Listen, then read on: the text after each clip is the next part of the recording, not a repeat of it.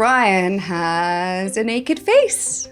It's nice to be in a good place with Sam. This challenge that he's doing is phenomenal. I think it's such a privilege. Have you ever felt dad guilt? Yeah. Take the car and put your clubs in the back.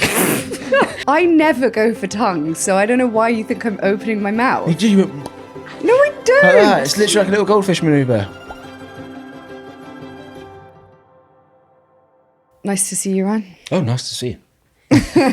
Handshake. Little handshake there. That's actually what we've taught. Who did we teach that on the weekend? Oh, Leo. Oh, Leo, our son. Yeah, Leo goes up to everyone now and says, nice to see you. And I say that to everybody, not nice to meet you, in case you've already met them and you don't want to get it wrong. He's getting quite firm on the handshake, by the way. I noticed that on the weekend. I was like, wow, this is progressing. Well, he's firm with everything. Have you heard him clap and high five? Oh, yeah. And then I panic because I'm like, oh God, everyone's going to think he's really aggressive. But I've noticed the other day when I was running upstairs, I God, this is actually really embarrassing. I was like celebrating something on my own and I clapped like this. Yes. And I realised that I've got a really loud clap. Yeah. So when I get excited, I'll be like, yes. Yeah, but not just the loudness, it's the tendency and the habit of clapping. Yeah. Yeah. Is that okay to celebrate on your own? Yeah. Hell yeah. Okay, nice. I can't remember what the good news was, otherwise I'd share it with you guys. No, I wish you could remember. Anyway, we have some big news because Ryan has a naked face. I do. So if there was ever a nudge to go and check out the YouTube and to subscribe over there, it would be now, because then you will get to see how handsome you look. Thanks. It feels actually really nice. Does it feel nice? Yeah. Oh, good. Yeah. So it's here to stay. I'll keep it for a while, yeah. I actually quite enjoyed, I was going to say I enjoyed shaving my face, but you did it. I did. I just finished it off a little. So we were filming something for a brand that Ryan was working with, and I was giving you a little like facial massage, which you quite like. Sometimes we'll lie in bed and you like it when I put on the masks, and you'll shut your eyes and go like, ooh, like this with your fingers. Oh, that sounded dodgy. And then you'll let me give you a bit of like a 5-step sort of Korean skincare situation. Oh, Korean one. Lovely. But anyway, we were doing something a bit different yesterday, and you let me shave your face.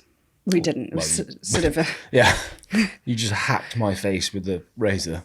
I know. Apparently I was doing it too quickly and dangerously. Yeah. Will, who was shooting it, was like literally Quaking in his boots. He was. So was I. I actually put the shaving foam on your eyebrows as well, so you're lucky that I didn't give you That wouldn't have been... slit. Nope. I also said specifically, I was like, listen, keep the mustache, shave everything else. You went straight for the mustache. Because I don't like the moustache. Yeah, we got what you wanted. I got nothing. So you look 25 again. Part of me slightly feels like I'm cheating now because I haven't seen you look like this in so Who long. dis? This is a new person. But I'm here for it. Will was like, I can see your gums. I was like, what do you mean you can see my gums? And he's like, mate, I can literally see so much detail in your face. I didn't have like a massive beard before. Yeah, but the moustache often covers your mouth, and you've got a really lovely mouth. So it's nice to be able to see it. I've got quite good skin underneath there, which is quite, at my age and my stage, I was like, oh, that's a win. Your skin's great. Maybe that's because you've had the beard for so long and it's protected you from the sun. Or it's because I moisturise daily, twice. He's a man that knows what he's doing. Sometimes you steal my creme de la mer, 150 quid pot. And you put it all over your body. It's a bit like lip balm in my experience with lip balm. I went through a phase of like, a bit like your mum, I would go everywhere with a chapstick. I even made chapstick my password for Facebook at one point. Wait, babe, you've literally just shared your password with people. I feel like it's not that now. It is still some of your passwords. No, it's not. I've moved on. But my point is, I started to use it so regular, if I didn't use it, my skin would get really dry on my lips. And it's the same with facial moisturiser. I actually have to use it twice a day. Once a day at least. Otherwise I feel like real tight. I mean, you are glowing. You look like Leonardo DiCaprio in Titanic. Wow. Shut it down. Leo's namesake. I've got super goop on my face. That sun cream that you bought for Leo, that industrial sized canister. That's good. You've got SPF 50 on. Yeah. Nice. Well, I've got some. You realise that is sun damage. That big old rock freckle on my schnozzcumber. Is it? Yeah. What, from your parents just not putting sun cream on no, when you were living abroad travelling as a child? in Australia and I blistered on my face. Bad. It's terrible. Like bobbly. I fell asleep on Airlie Beach or somewhere. Overcast, typically. I was like, oh, it's fine. Oh my. Bobbly face. Not good. What? And then that big lump, that Well, it's not a lump. It's not just to let you all know. It's not a lump. It's just a freckle. But it's brown like thing. It appeared on your nose. All like gathered in one pigment spot. Yeah. You can probably shave it off. Shave it off. You could laser it off, but you can slightly like shave the surface layer of your skin off, I think. Ooh. Also, you know when you do your regular spray tans, it will make it darker. Yes, it does. Yeah, it does that. Yeah. I know. I've actually got a bit of a hesaidshesaid around the face. Can you see my dimples? Stop it. You love it, don't you? Well, I didn't know I had dimples. You've got dimples. Like, oh my God. See, yes. And also, I think maybe I've mentioned before, but I love putting my thumb in that middle crease above your Cupid's bow. Can I just tell you? So that's something that I always liked to do to Ryan's What's face. a Cupid's bow? Is that what it's called? Yeah, you've got a nice mouth and you've got Cupid's bow as the little V in the middle of your upper lip, and then that little dimple bit above between the nose and there. Yeah, but you do it at such weird times. Like I was pushing the pram on the way to nursery, and then I just get this weird fingernail in my face, and you're like, you're like parking your finger in this part of my lip, and I'm like, what are you doing? And then I was really offended that you pushed me away. You know, I take it very personally whenever you reject me. Like when I tried to kiss you this morning and you pushed me away. You were bleeding from the lip and I was like, not sure if I'm ready for that. What do you mean? I've got a spot in the corner of my mouth. Yeah, I don't really want to kiss that right now. Yeah, but you don't have to kiss that part of my mouth. It could have just been a peck, like a gentle... Yeah, but do you know what? I'll tell you what happened this morning. You slight sign of affection. You like lifted up onto your toenails and went for a kiss, but as you like lifted up, your mouth opens like that's like a goldfish. You go... And as I'm kissing your mouth, like trying to avoid the bloody spot, I like end up in your mouth because you've opened up, and I'm like, this is just weird. I never go for tongues, so I don't know why you think I'm opening my mouth. You do. You went, no, I don't. Like that. It's literally like a little goldfish manoeuvre. You do, yeah. Look at this. No, you don't know. I wish you did do that. Oh shit. Okay, so I just need to keep my mouth pursed. I didn't push you away. I was just like, But yesterday when you pushed away my finger that I tried to touch your face with, you said that was because I've got a creepy finger. Yeah, but your fingernail actually like scraped my what's that part of your nose called? Septum. Yeah, and I was like, oh, that stings a bit. But also, should we talk about this finger? Is it that one? Yeah, it doesn't actually look that bad today. Thank you. Have you been doing some physio on it? No, what did you just do then? Because it went weird. Oh my God. Oh my God, it's hyperextensive. I think my fingers are hyperextensive, but also it like flicks up, but then the nail rounds down like a witch's finger. Yeah, but I think the nail looks less offensive than you. So when I was younger, I fell back on my chair and I got my finger was trapped. I was swinging on my chair. I feel like when you're a child, all you do is swing on a chair. Yeah, I love that. And I fell back and I was stuck then. I got my finger trapped. And then because of the weight of my whole body on it, I couldn't get up.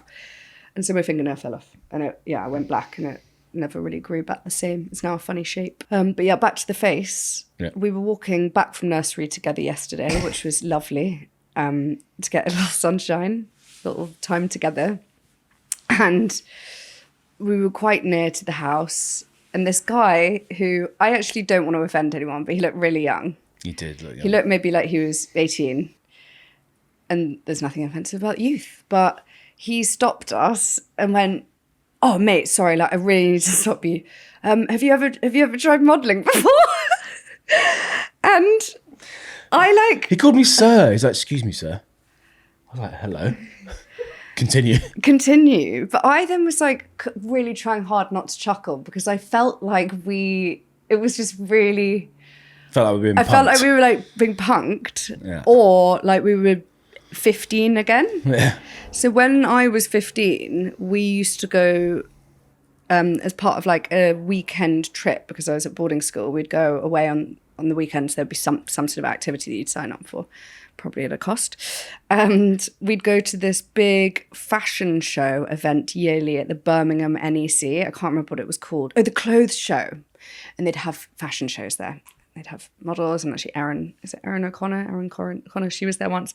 And when you're younger, you think that kind of thing is super cool. I don't know whether that still applies because obviously social media now, but people always wanted to get model scouted because there were model scouts there, and it was such a big deal. So when that happened yesterday, I got the same like bashful 15-year-old feeling. I was like, oh my God, my boyfriend's being model scouted. But then I was like, hang on a minute, we're 35 and this guy's 18 and you're being model scouted. And funny. So then we both were like, well, what did you say? Do you have any more information? He said, would you be interested? I said, what do you mean? Because I'm sort of looking at this kid thinking, someone put you up to this because I've literally just shaved and now you're talking about my chiseled face. And he's like, no, I work for this. He did say that. He was like, yeah, you've just got a really uniquely chiseled face. Yeah. JCB jaw. The JCB jaw coming in, serving, coming in clutch, scooping up, not scooping cement, up. Scooping up. Scooping up model campaigns. He said that he worked for a family that... He's like an unofficial scout, I think, for this family agency, yeah. For this family agency. I think we should have probably asked a few more questions. Probably, You were so quick to give him your details. No, we I didn't even wasn't. ask. We should have said... What? We should have said, sorry, what's the name of the agency? What are you going to do with my information? What are the next steps? Out, and I was like, right, you can take my email. And then I was like, oh, maybe he's gay and he's just trying to pick you up. But then he did say... That would be unusual. But then he did say, oh, your wife over there is... No, he said your husband's very handsome. Oh, yeah, he said that to me. Not your wife. Your wife's very handsome. No. Funny, though.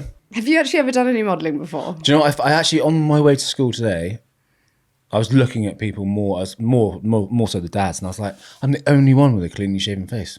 And I was like, this feels quite cool. But you know, back in the day... By the way, the women looked at me more than they've ever done. Did they? Yes. Might have been because of Leo's outfit, but they were looking. And I was like this, let me just catch the sun. Oh my God. Because Ryan, basically, when this got taken off, when the beard came off yesterday, I could see that you were a bit self-conscious. Yeah. Because there were four of us in the house, and you were doing that thing where you go like, wait, you know, when you like double take at someone and you're trying to see if people are looking at you.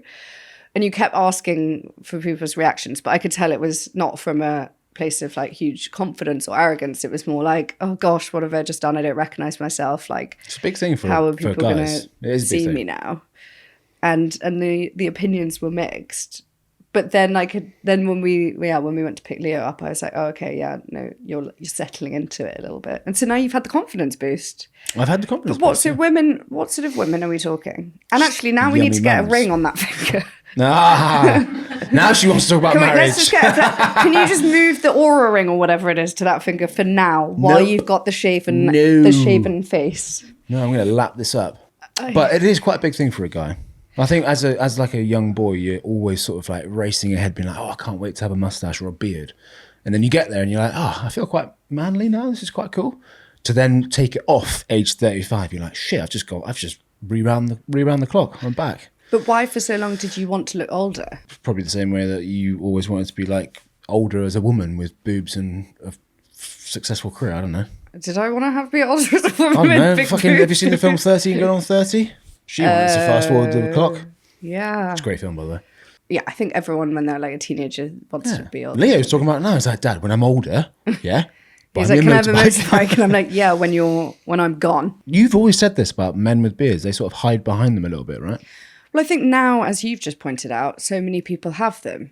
But back in the day, very few people had beards. It was a sort of decision, wasn't it? Like either you were clean shaven or you were a man with a beard. Like you had a big beard. So when you would grow up, you would maybe recognize, you'd go, oh, like, oh, Liz's dad had a beard, or like, oh, so-and-so's like grandpa had a beard. And that was a really strong feature. Whereas now, you know, has your dad people ever had a beard? My dad has never in his life had a beard. Can you grow a beard? Well, of course. Well, not every But I've never ever seen him he will have shaved every single day for his entire life and not even had like a remote bit of shadow. So as in clean shaven like you are now. But I think that was, you know, back in his day, it was probably, it was the done thing. It sort of showed that you looked after yourself and Yeah, fair respected enough. yourself. And Yeah. but I think maybe that's why I like a clean shaven face, because I grew up in a household with with a clean shaven father. When Sam once shaved off his beard, because they become part of your identity, and then you kind of, especially if it's just like a bit of facial hair, you sort of forget that is on someone's face.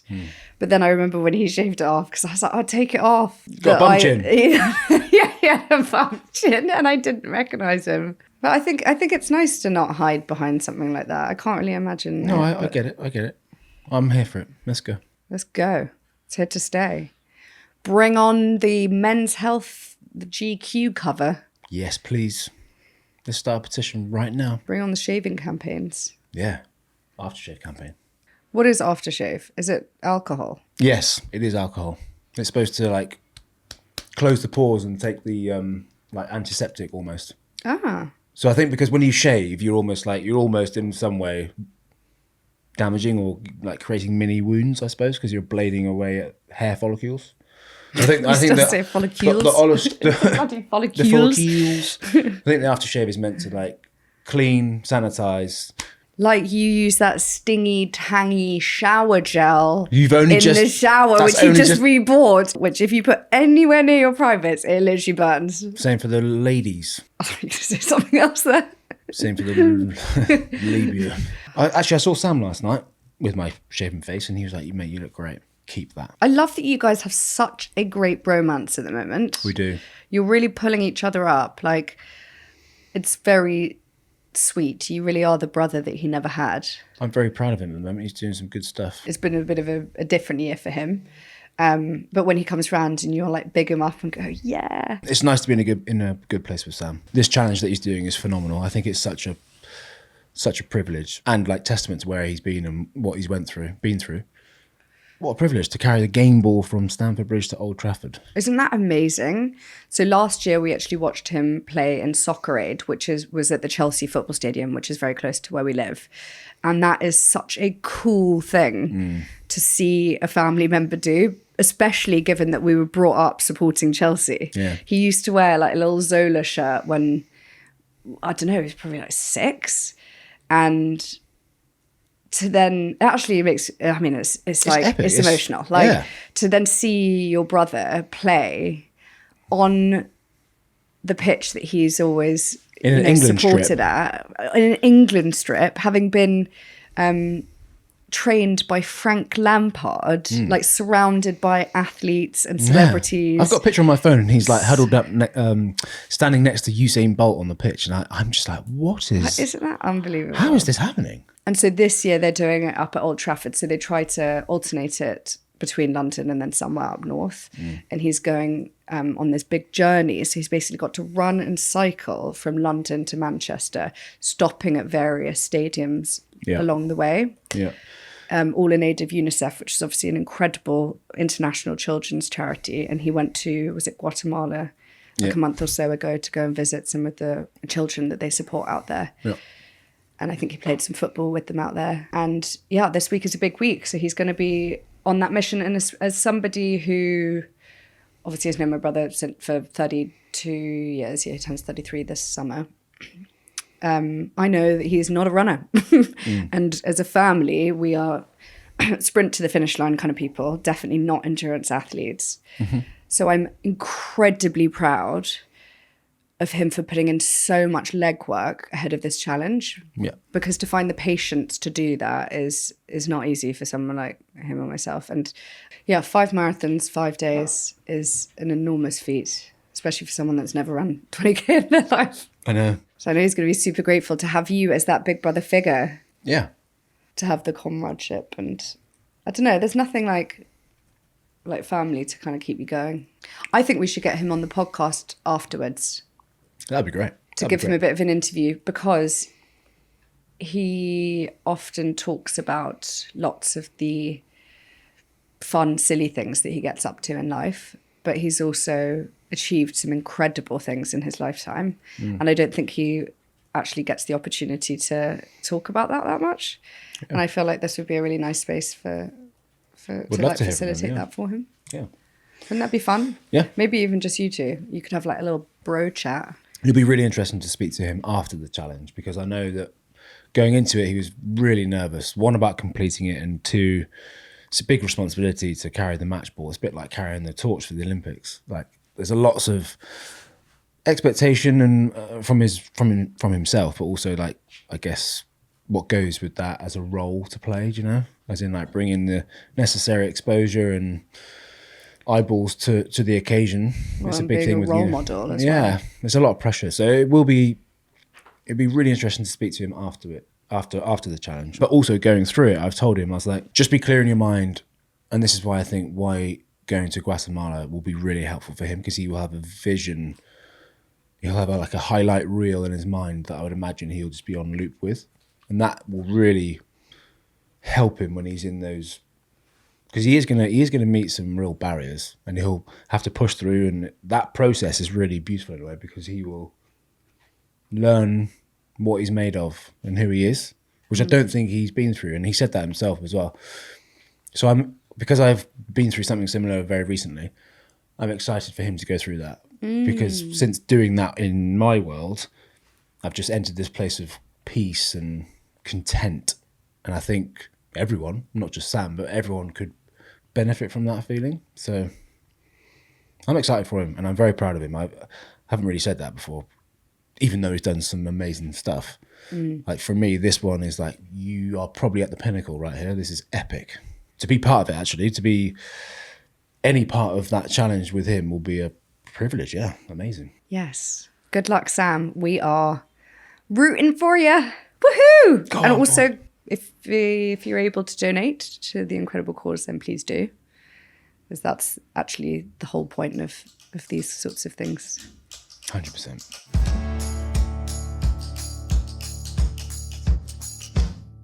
Let's talk about morning routines, because I feel like you might be hitting some flow there. I feel like I am hitting a flow, and I actually want to talk about this purely because I know how invested I am in other people's morning routines. I'm very curious about this kind of thing, and I get asked about it all the time. I want to know what you do in that hour and a half before I'm up.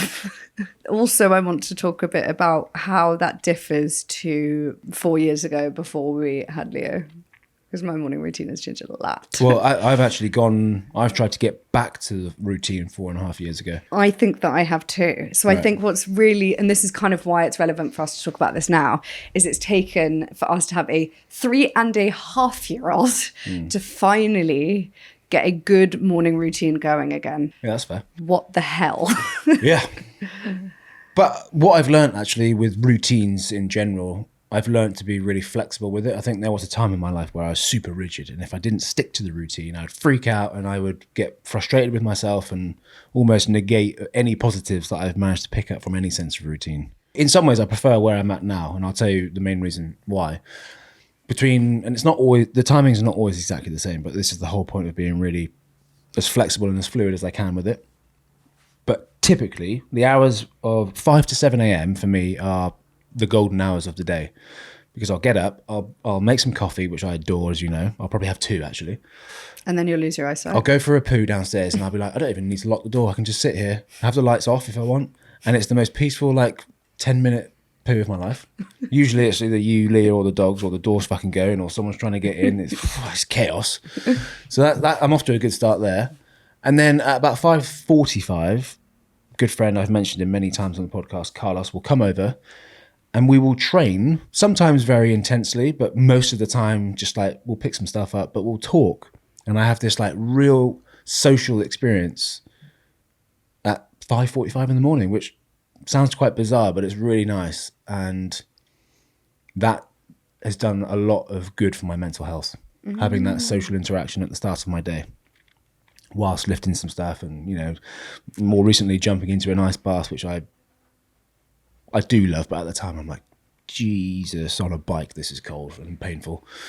So yeah, we just got a new ice bath. Before Carlos arrives, I will sit with my tablet and I will just journal to myself, really.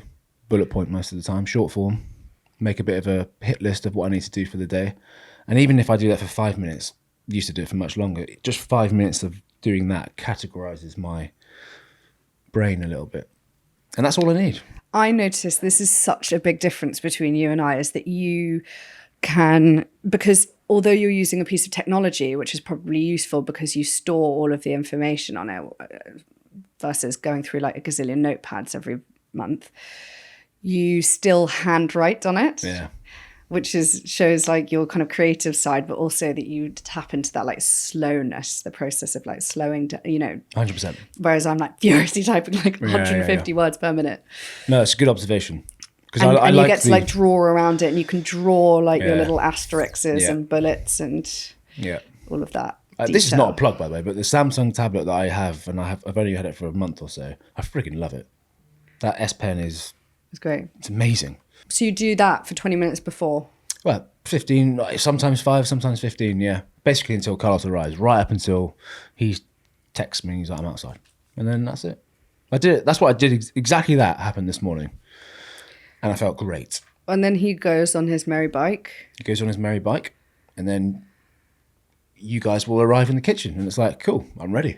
But without that, I'm not ready. I did it on Sunday, this weekend just gone. Because I was like, Jesus, I've got your dad and family coming over. I'm not going to get any chance this weekend. I need a window. Yeah, and you're in a really good spot. Yeah. Paying off. Yeah, it is paying off. And I feel like my body's like in pretty good condition at the moment, which is great. So yeah, I feel pretty good. And then the routine is... Well, we come and ruin your routine, well, basically. no, actually, mate, the boiled eggs with bagels that you knock up every morning now is amazing. So easy. Don't ever stop that, please. Yeah, so that's part of our routine. So I guess whilst you're doing that, I get up at around anytime between 6 and 7. And I will spend the first... Okay, so... I have no idea what you're doing up there. Well, I'm sleeping, and I'm not going to feel guilty about this, but Leo has slightly started co-sleeping again.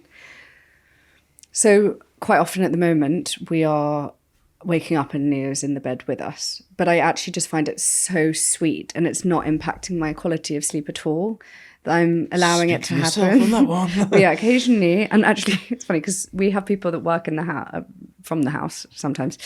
And so occasionally Ryan will sleep in the spare room. But in the morning, I'll like sneak in and like make the bed because I'm like, I don't want people to think that we're not in a good place.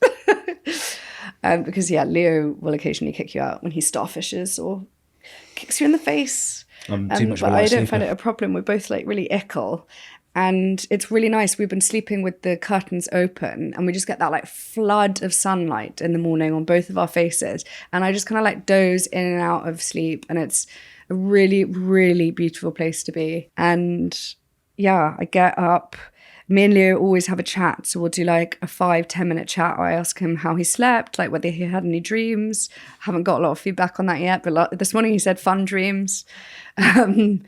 I just enjoy his face and his company. And I've started giving him like a bit of like little like back tickle. Because I just think it's so cute. Like, you know how much one enjoys that as an adult when you get goosebumps.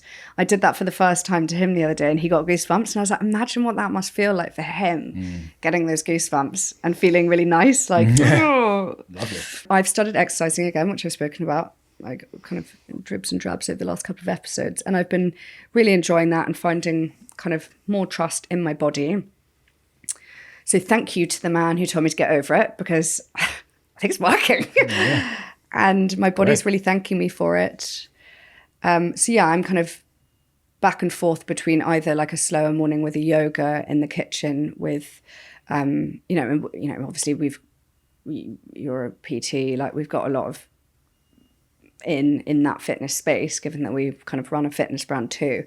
But sometimes I just like to shuffle through various people on YouTube on the big screen. And actually, did I mention this to you? The weirdest thing happened, I think it was like a couple of weeks ago. So I was watching a video and I watched, who's it, Yoga with Adrian, who's got a huge following. She's very successful, got a nice variety on there, some very like manageable, shorter clips. So I often do like an upper body stretch and do some of my like neck hygiene. And then I wanted something a bit longer. So I let it move on to the next video. I'm 99.9% sure that it was an AI girl who somebody has created I don't know who owns this account. And they've basically gone, create a combination of all of the biggest fitness influencers, merge them into one, and create this girl with this. So there's this like gorgeous brunette girl wearing a high ponytail with an amazing body. She's like petite, looks like a gazillion people that we know or follow, or have followed in the past, and maybe unfollowed now because they're totally unobtainable. And this girl came on and I started sort of following along. My eyesight's obviously not great, going to get them tested soon. But after the first few minutes, I noticed that she was making, that there were a lot of like repeated facial expressions.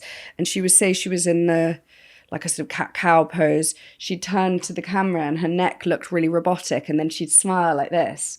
And there were some things that they tried to incorporate to make her look more real, but I could tell that she wasn't real. And it really freaked me out. And immediately I kind of like lost connection with the person that I was watching. And I think it's something that I'd love to get your opinion on, given that obviously you're a real person and also a personal trainer. How would you feel about watching someone that was then like a robot on TV if they were telling you what to do? Well, I'll give you this example. When we did a school tour recently, someone on that tour was talking about this like AI version of homeschooling where you see this holographic person just do a lecture at you and there's nothing but the subject matter, which I think is terrifying because schooling is as one example, but also if you're in a gym environment or a sporting environment, there's so much stuff around what you're trying to coach. Does that make sense? Yeah. And as an AI robot, there's no way you can have a conversation about their auntie's birthday on the weekend, or do you know what I mean? Yeah. And it's all the stuff on the outskirts or the perimeter, at least from my perspective. When I was a PT, I wasn't dealing with elite athletes, so maybe it's different at the top of the tree, but most of my time was spent listening. I was listening to people just process problems. We were still moving and we were still progressing and we were still lifting and all that sort of stuff, but I was there to facilitate and support a conversation with people who were 18 all the way up to Old Man River, who I used to take for aqua aerobics in the pool, who was like 80. That's so cool. Do you know what I mean? Like a robot can't replace that. So it depends what sort of PT or teacher or coach or whatever. But in my view, you can never replace that. You can never replace that. So I'm not so much in that industry now, but I wouldn't be panicked by that. Social media is becoming more about, tell your story in your way and present your content that's a reflection of who you are. Because there's so many trends and whatever else that everyone just follows, like fish in a stream type thing. And I suppose that's where the AI can facilitate, because they can just churn it out at a fast pace. Yeah, this was the conversation. So Ryan uploaded a video of him cycling.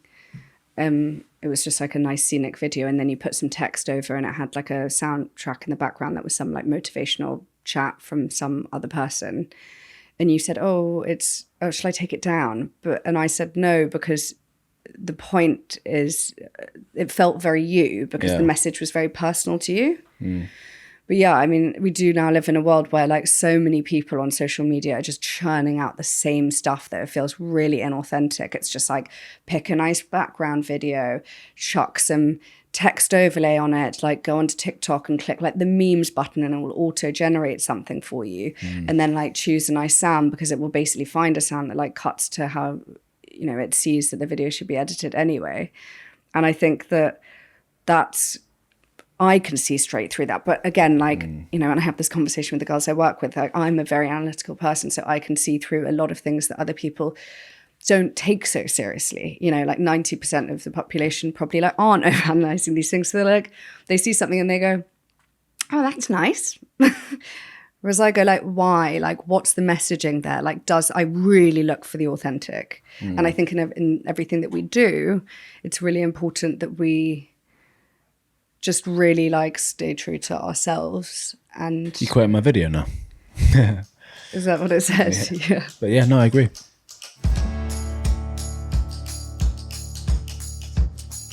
Okay, so we've got a great listener submission this week, Risey. You're ready? I'm ready. Hello, Louise and Ryan from South Australia. Whoa. Do your best Australian accent. Good day, mate. We're from Melbourne, which is the east-south coast of Australia. That was such a boring line, but well done. Okay. Hello, Louise and Ryan from South Australia. Loving the podcast, and I listen every week. I've been able to communicate better with my partner since listening. Well, yeah. Thank you. We have a little boy who's almost 2 years old. I absolutely love him and being a mum. However, lately I've been having a lot of mum guilt. I've recently started playing netball again. 11 years after I last played. I'm really enjoying it and I don't want to stop. One night I was at training and almost had to leave early as my little boy wouldn't settle for my partner. He even had to get his mum over to help. I didn't leave training, but I had the biggest mum guilt and cried the whole way home because I didn't leave and go home and help. I felt awful leaving both my partner and my little boy in the situation, though he did eventually go to bed and slept all night without my help. Do either of you feel mum or dad guilt when you leave Leo? As parents, can we get rid of this guilty feeling, or is it a normal reaction? Any thoughts or suggestions greatly appreciated. Okay, so parental guilt, Risey. Have you ever felt dad guilt? Yeah. It's a completely normal reaction, I would say. I don't think there's any way to escape that. I think it just shows the level of care and love you have for your children. But I would say that I really advocate the idea of trying to protect time for yourself as a mum or a dad. And I think that is probably strongly linked to parenting is very hard and very draining, and there is a strong likelihood that you will drift far from the identity that you used to hold before becoming a parent. And I think if they're 2 years into being parents and they feel that they want to do something for themselves that's going to refill their cup and reaffirm their identity, I think that's really important to do. So I think they should continue to do it.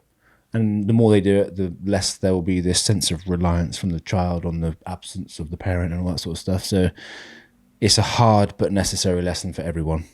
And I think to do it early on in the journey it's hard, and it's earlier than we did it. But I think the hard stuff is often the important stuff. That's what I would say. I agree with everything that you just said. I think it's important to feel a little bit guilty because it shows that you care and that you're an amazing parent for caring. But equally it's really important to put yourself first now and again so that you can fill up your cup, so then you can be a better parent and you're nicer to be around for everybody at home. And also, I mean, it's not exactly early, is it? 2 years and you're just going out to play netball again, which is probably just one night a week. I think you're setting a really good example to your child. That it's important to have hobbies and do activities that make you happy, especially if they're good things, like merit activities, like sporty things, you know, you're looking after yourself. And also it's nice then for your partner to have an opportunity to bond with your little one without you. I think that's something that actually we've started doing more is I have started going and doing things on my own, or going out a little bit more, like going to the pub for a friend's birthday, and then you and Leo have like a nice evening together and you can do things that you both like doing. Because for so long we were doing everything together as a three, even like some of the sports stuff that we've mentioned we take him to on the weekend, but it's actually just not efficient use of time. I think there are some things that mums and children should do together, because not that they should, but I think that there are some things that they will enjoy more together without dad there. In the same way that I really love walking Leo to school, or I really love taking him to swimming or tennis or jiu-jitsu. Not because I feel that that's my role and I want to take ownership over it, but I don't know, when it's just me and him and it's like sports and we can just get into it, it feels great. And I don't know, to use swimming, for example, there's maybe sometimes where you've been too quick to be like, oh, watch out, or oh, be careful, or do you know what I mean? It's like, no, let's just see what happens. Let him just float around in this environment and learn himself. Because I also think that's really important for a child. Like, we can't smother them too much. They need to have the opportunity to like fall into the swimming pool and see what happens. I agree, and I probably need to be a little bit less precious. I think that's what this comes down to. Yeah. There's like a strong undertone to this line of questioning. I think like as parents, I think it's really important that you have the option and courage to follow through with it, to do what you need to do for you. Not even just parents, actually, sorry, just people, just individuals. If you're in a relationship, or even if you're not, you need to protect. Using the weekend just gone, for example, I felt so tired and I was in a foul mood the entire Monday because I didn't have any time on the Sunday, aside from that short workout on Sunday. I didn't have the time where I could do me. Yeah. And it really impacted my mental state for a full day. And I was like, oh my gosh, this is a reminder that I need to at some point be selfish enough, brave enough, or whatever, to be like, Louise, I need to go out on a motorbike, or I'm going to go, whatever it is. Do you know what I mean? Yeah. Because it's just, otherwise you're just a really diminished, squished, grouchy version, and you're not being an effective partner. You're not being an effective parent. The list goes on. So go and play that netball. Yes. Basically. Go and play that netball. And you, I've mentioned so many times that I want to join a netball team. yeah, but are you going to do it? Well, maybe I'll take inspiration from you. We live close to a park with a netball court, and I have friends that do that. And I think it's a really nice thing to do because you become part of a team of people. It's quite a social sport, isn't it? I would love to see you go and do something like that. I know Genuinely. you would. In fact, can we set you a challenge and check back in 4 weeks? I'd love you to do one thing a week, whether it's bridge, whether it's netball, whether it's going to a sound bath Whether it's going to a nightclub. do something for you. Well, bridge is just around the corner, so I could definitely do that. Or I actually feel like golf. I'm actually turning into a fucking 50-year-old woman. No, mate, it's not. No, that's cool. I really want to get good at a skill like that. Do you know? Can I just tell you this? I spend so can much time picture this talking scenario? throughout I'd the love- day with loads of people. I'd I love want to something call on you. my own. I'd be like, Louise, hey, where are you at? And you'd be like, sorry, I'm just at the driving range, just hitting some balls. I'd be like, oh, that is epic. Wouldn't that be elite? Mate, everyone in this room is smiling because they're like, yeah, that would be epic if she did that. Because they all know that you need to do it. You don't do nearly enough for you. So you're always like, oh. Just do you, like, for an hour a week and see what happens. The With my exercise and my yoga. But I will. Actually, it does sound really appealing when you say it like that. Take the car and put your clubs in the back. And So I put Leo's golf clubs, his plastic ones in the boot. Yeah. And then I can teach him. Mate, take inspo from your mum. She's bloody great at doing it. She's like, yeah, I'm just off to pickle, to tennis, to golf, to fishing. And I'm like, oh my God. Yeah, you're right. Okay, watch this space, guys. See Oh, me come at on. No, driving I'm actually range going to hold next you week. accountable. And so is everyone who listens to this show. We want to hear about what you're doing. Okay. Outside of the gym and yoga. Okay. Yes. Maybe I'll book a tennis lesson now. Great. You've literally got access to a tennis club there. You could walk there in 5 minutes. Well, I look forward to checking back in on this one with you. I shall see you this time next week. Thanks, everyone.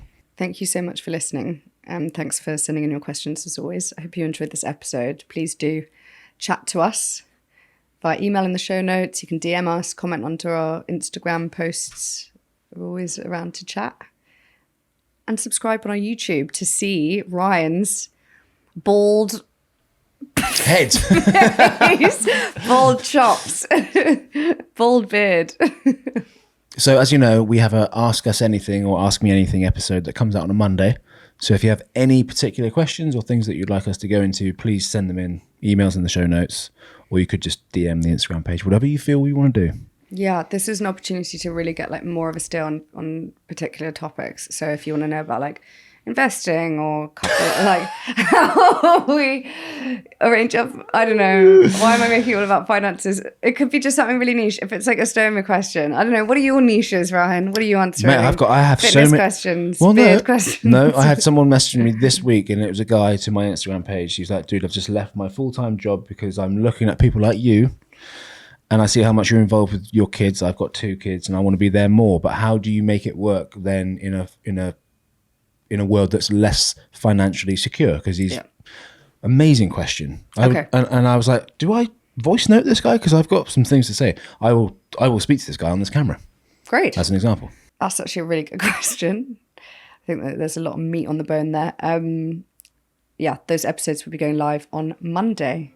So make sure to subscribe if you want to be notified. I know what we need to do at one point. We need to do our handshake for everybody. Yeah, but you always forget it. Do you want to try it? We'll share it. Watch this space.